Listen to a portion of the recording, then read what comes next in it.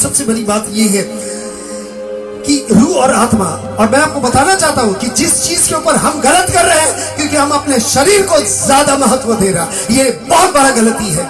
क्योंकि ये शरीर को लेके, रूह को लेके आप नरक में चलेंगे, क्योंकि आप शरीर के वश में चल रहे हैं। आत्मा को शरीर के वश में चलाने की कोशिश नहीं कर रहे हैं। आप आत्मा को पिंजरे में रख के शरीर को खुला छोड़ दिया। मगर हमें करना यही चाहिए था, शरीर को पिंजरे में रख के आत्मा खुला छोड़ देना चाहिए था खुदा के लिए। आत्मा खुदा को ढूंढ के निकल जाएगा, आत्मा खुदा को पुकार लेगा। एक बार छोड़िए, पौलुस के शिक्षा में अगर आप देखते हैं तो पौलुस के शिक्षा में देखते हैं 2 कुरिन्थियों 4 उसके 16 आयत से,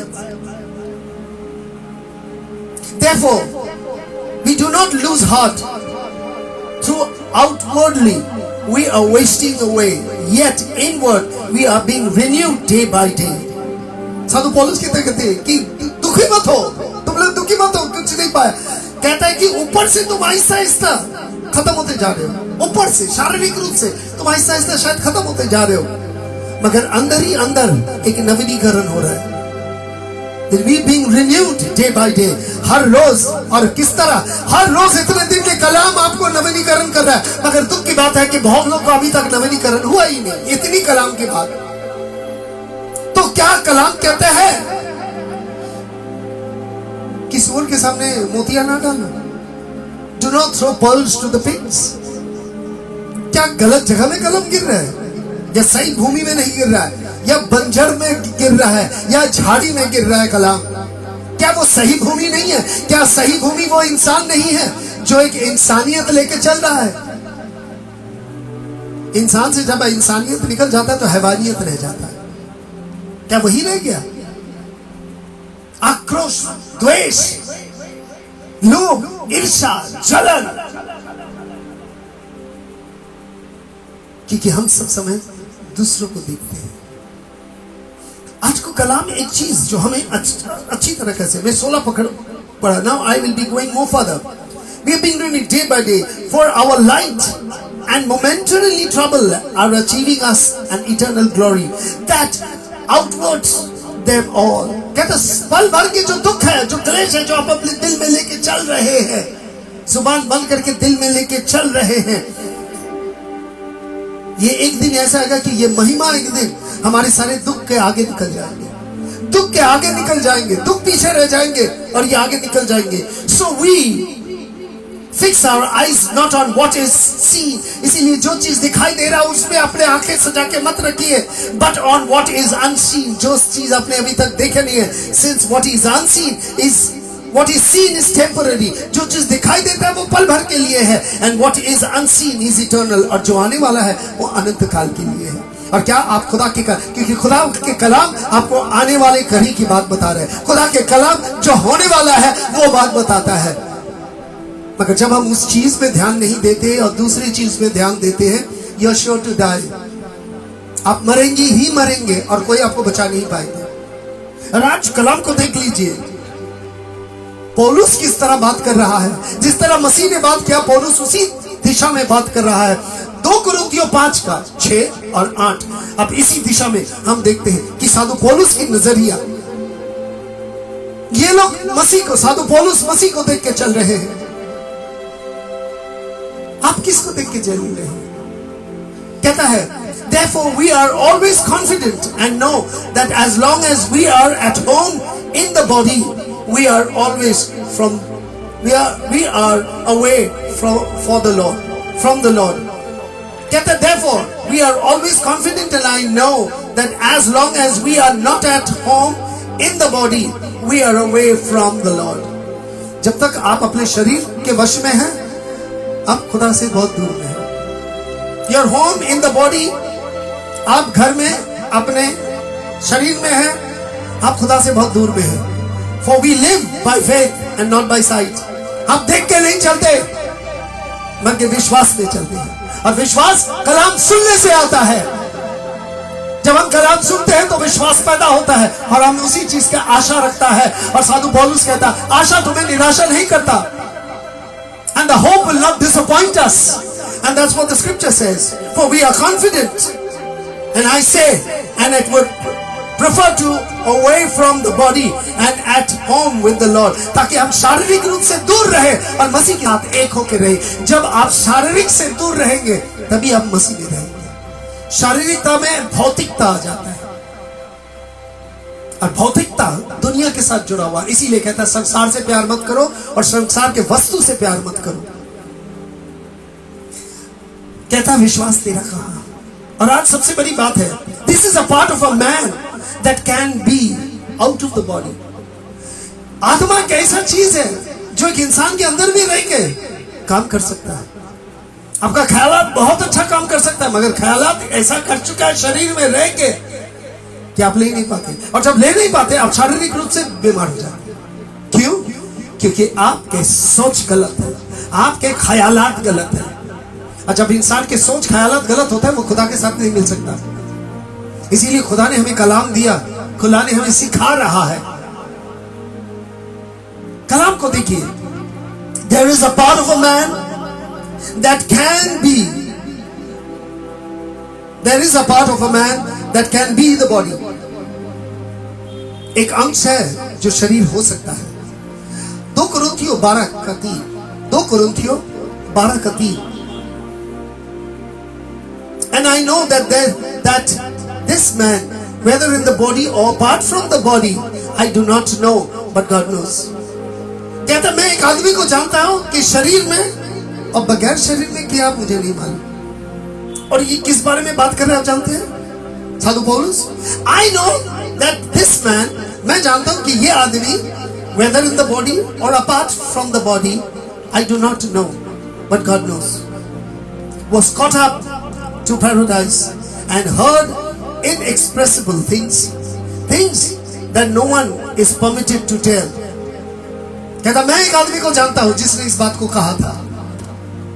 ये उस व्यक्ति के बारे में बता रहे हैं जो भविष्य प्रकाशित वाक्य लिखा है, और इसके आगे मैं नहीं जाऊंगा सब्जेक्ट पर। इसके बारे में कह रहा है और उसके बारे में वो बयान दे रहा है और कह रहा है कि मैं ऐसा आदमी चाहता हूं जिसने शरीर में या आत्मा में क्या मुझे नहीं मालूम, मगर स्वर्ग में के बीच, स्वर्ग और पृथ्वी के बीच में उठ गया था। शरीर में गया था या आत्मा में गया था, शरीर आत्मा में गया मुझे नहीं मालूम, but caught up in paradise, वो स्वर्ग के बीच में चले गया और कुछ ऐसे ऐसे बात बताया जो शायद बताना नहीं चाहिए था। Things that he was, that no one is permitted to tell, ऐसे बात बताया जो किसी को बोलना नहीं चाहिए। साधु पौलुस इस बयान को दिया है, One can be dead and still be alive in Christ. कुछ इंसान मर भी जा सकता है मगर मसीह में जी सकता है। कुछ इंसान मर भी सकते हैं मगर मसीह में जी भी सकता है। अर्थात आपका शरीर अगर मर जाता है, मैं इसी बात को उसी में लेके आ रहा हूं, क्योंकि आपका शरीर मर सकता है मगर आत्मा मसीह में जी सकता है। इसीलिए कहता है जो भी कोई मुझ में विश्वास करता है वह मरने से भी जीवित रहता है। अर्थात उसका शरीर मर जाएगा मगर आत्मा जीवित रह जाएगा। अर्थात हमें कुछ कुछ चीज साथ से जान जाना चाहिए। One can be dead. फिलिपियों का पत्र 1:23 पढ़ते हैं। Let us go and see what the scripture says. हम सब समय कलाम को देखते हैं कि कलाम क्या कहते हैं, कलाम को क्या कहते हैं। I am torn between the two. I desire to depart and be with Christ, which is better by far. But it is more necessary for you that I remain in the body. साधु पौलुस कहता है कि मैं चाहता हूं कि मैं इस शरीर को छोड़ के चले जाऊं मसीह में,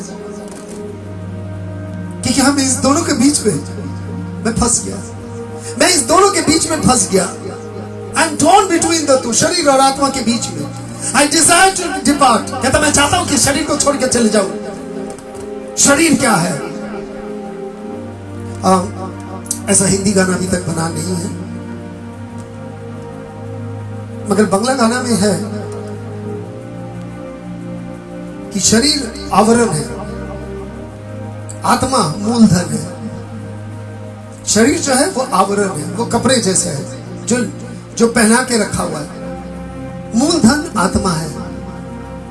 और आज सबसे बड़ी बात यह है कि साधु पौलुस कहता मैं इसे छोड़ के चले जाना चाहता हूं एंड बी विद क्राइस्ट, ताकि मैं मसीह के साथ रह सकूं, which is better far। कहता ये ज्यादा अच्छा होता, ज्यादा अच्छा होता। बट इट इज, मगर अभी के लिए जरूरत यह है कि मैं शारीरिक में रहूं ताकि खुदा के काम कर पाऊं जो खुदा चाहता है. The reference is made to the spirit of just man. ये रेफरेंस है सिर्फ इंसान की आत्मा के बारे में, मगर हम किस चीज को ज्यादा अहम समझते हैं, शारीरिक या आत्मिक? The soul.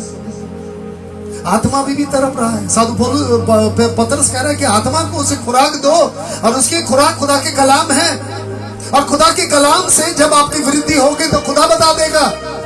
मैंने निर्णय नहीं किया कि मैं प्रचार करूंगा, वो तो खुदा ने मुझे चुना. मैं खुदा को नहीं बता सकता है मुझे भविष्यवाणी के लिए दे, मुझे चंगाई के हाथ दे. मैं कौन होता हूँ? आपके घर के नौकरानी आके कहता कि माँ जी आज को तो हम बिरयानी खाएंगे, चलिए बिरयानी बनाइए. नौकर कहां से इतना ये मिल जाता कि वो मालिक को हुक्म दे, अर्थात वहां पर रिश्ता खराब हो जाता है. मैं आपको बताना चाहता हूं, इब्रानी के पत्र 12 इसके 22 और 23 आयत को एक बार देख लेते हैं. But you have come to the Mount Zion, to the city of the living God, the heavenly Jerusalem. You have come to thousands upon thousands of angels in joyful assembly, to the church of the firstborn whose names are written in heavens. You have come to God, the judge of all, to the spirit of the righteousness made perfect. पिता अब आए कहाँ? अब आए कहाँ? और ये कहता है कि तुम आए हो. इब्रानी के पत्र में कहता है तुम आए हो. इसे पढ़ते हैं, सियोन के पास आ गए, सियोन के पास पर्वत पे. City of the living God, वो शहर है जहां जिंदा खुदा बसते हैं, स्वर्ग के. हेवनली जेरूसलम, स्वर्ग के यरूशलेम. And you have made thousands upon thousands, और हजारों के ऊपर हजारों संख्या के दूत आनंदित कर रहे हैं उनकी उपस्थिति में. The church of the firstborn, और पहला जन्म कलीसिया का, the firstborn church जो मसीह में नया जन्म लिया है, whose names are written in heaven. You have come to God, तुम खुदा के पास आए हो. The judge of all, जो सबको विचार करने वाले हैं. To the spirit of the righteousness made perfect, जहां आत्मा को सही किया जाता है. आत्मा को सही ध्यान पुण्य कमाने से नहीं. You can give your body, give all your wealth, but still not have love. You're sounding cymbals. कहता मैं अपने आज शरीर को आंख में झोंक दूं, मैं सारे दौलत लुटा दूं, अगर मुझ में प्रेम ना हो तो मैं झंझनी झांझड़ हूं, सिर्फ बचता है और कुछ नहीं है. बांग्ला में कहता है फांका कोलसी बाजे बच्ची, अर्थात आप खाली मटका है जो ज्यादा आवाज करता, भरा हुआ मटका आवाज नहीं करता. और आज सबसे बड़ी बात यह है कि क्या मैं खुदा के कलाम से भरा हुआ हूं ताकि समझ जाऊं कि खुदा क्या चाहता है और खुदा के लिए मैं क्या कर सकता हूं. What can I do for the kingdom of God? What can I do to do the work of God? मैं क्या काम कर सकता हूं जो खुदा के लिए मैं कर सकता हूं? ये तो खुदा आपको बताएगा. अगर आप अपने मालिक हैं तो आप कीजिए, और अपने लिए खुद एक स्वर्ग बना लीजिएगा. उस स्वर्ग को भूल जाइए. और अगर उस स्वर्ग में जाना है तो मालिक से पूछिए कि तू क्या चाहता है. तेरी इच्छा पूरी हो जाए, हाथों में तेरी जीवन है ये, मैं मिट्टी हूं, तू है मुझको उठा, मुझको बना, अपने मर्जी से चलता रहा, तुझको कभी भी अपना कहा. लेकिन प्रभु आज से मैं तेरे कलाम को अपना तेरी इच्छा. जिसने नहीं सीखा तेरी इच्छा पूरी हो जाए उसका जीवन बेकार है. Let thy will be done. कलाम को देखिए, पत्रस क्या कहता है. The teaching of Peter. पत्रस, he wrote to those who were dead but lives in spirit. उस उसने कहा उन सबको जो मर चुके हैं, मगर आप लोग जो जीते हैं। 1 पतरस 4:6, लेट्स सी इट। 1 पतरस 4:6, पतरस क्या कहते हैं? And it says, For this is the reason the gospel was preached even to those who are now dead, and so that they might be judged according to the human standards, according to the body, but lives according to God in regard of the spirit.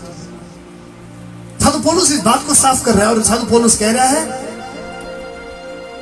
For this is the reason, इसीलिए सुसमाचार घोषणा कर रहा हूं। इसीलिए उसने कहा जाओ सारी दुनिया में जाके सुसमाचार घोषणा करो। Go and preach the whole world. सुसमाचार घोषणा अहम काम है। और कहता है even to those who are dead now, जो लोग मर चुके हैं, जो मर चुके हैं, so that they might be judged, ताकि सबको जांचा जाए according to the human standard in regarding to the body.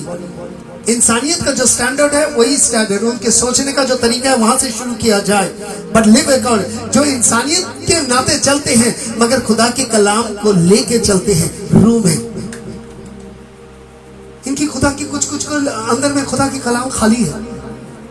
और खाली कैसा होता है? जब आप किसी को ले नहीं सकते, किसी से आपके समस्या हो रहा है, दैट मींस आप अब तक खुदा के कलाम को इस्तेमाल नहीं किया, क्योंकि खुदा के कलाम हमारे अंदर से सारी बदले की भावना, गुस्सा, मैल धो देता है। He is a refiner's laundry, you know that. वही तो कहता है, वो आपके धो के साफ कर देगा। वो आग है जो सोने को पक्के कर देते हैं। He describes the body as a tabernacle to put off. उसने कहा कि हमारे शरीर क्या है? नियम सिंदूक है। The body is a tabernacle, dwelling place. And who is in it? और कौन उसमें है? 2 पतरस 1:13 से पढ़ेंगे। 2 Peter 1:13.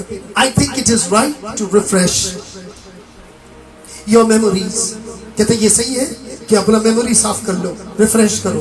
As long as I live in the tent of this body, जब तक इस तंबू में है।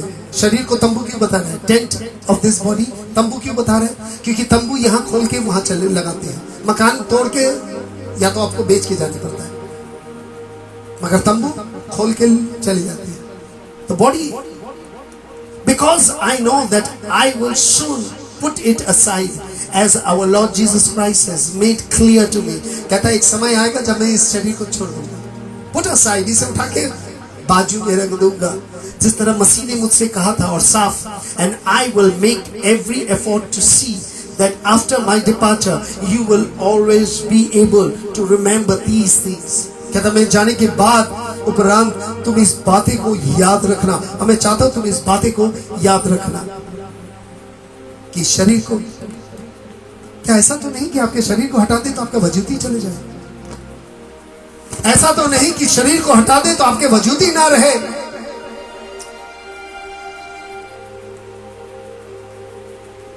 अगर गुनाहगार को कहता मेरे अंदर से, हे मेरे खुदा सारे गुनाह हटा ले, और सारे गुनाह हटा लिया तो हम ही हट गए, क्योंकि हम तो खुद ही गुनाह है, हम तो पूरे गुनाह ही गुनाह है। और अगर गुनाह हटा दे तो मेरा वजूद ही नहीं है, क्योंकि मुझ में तो कोई आत्मा आज तक तो जिया नहीं है। हमारे तो नया जन्म नहीं हुआ कि आत्मा जन्म हो जाए, आत्मा का जन्म हो जाए। और आत्मा इतनी मूल्यवान की है, why the spirit is so, इतनी मूल्यवान की है कि सारे दुनिया भी कुछ भी नहीं इसके सामने, इसकी दौलत भी कुछ नहीं है, क्योंकि आपके आत्मा खुदा के प्रतिरूप में है। You are created in the image and likeness of God, क्योंकि खुदा रूह है, इसीलिए हमारे रचना उनके रूह से ही हुआ है। और हमारे अंदर में वही रूह है जो खुदा की जैसा है। मगर सिर्फ ये है, ये बच्चे हैं, अनपढ़ है, इसे कुछ भी नहीं मालूम। और किसी किसी के अंदर में तो जन्म ही नहीं हुआ, इसका तो जन्म ही नहीं हुआ, क्योंकि इसने मसीह के पास आया नहीं है। तो ये एक तरफा जिंदगी जी रहा है, वन साइडेड लाइफ ही led all throughout his life. एक जिंदगी, जैसे एक इंसान के एक टंगड़ी खराब हो चुका है, एक टंगड़ी से ही चल रहा है बैसाखी लेके। आधा इंसान जो शरीर में जिया बैसाखी के साथ ही जिया।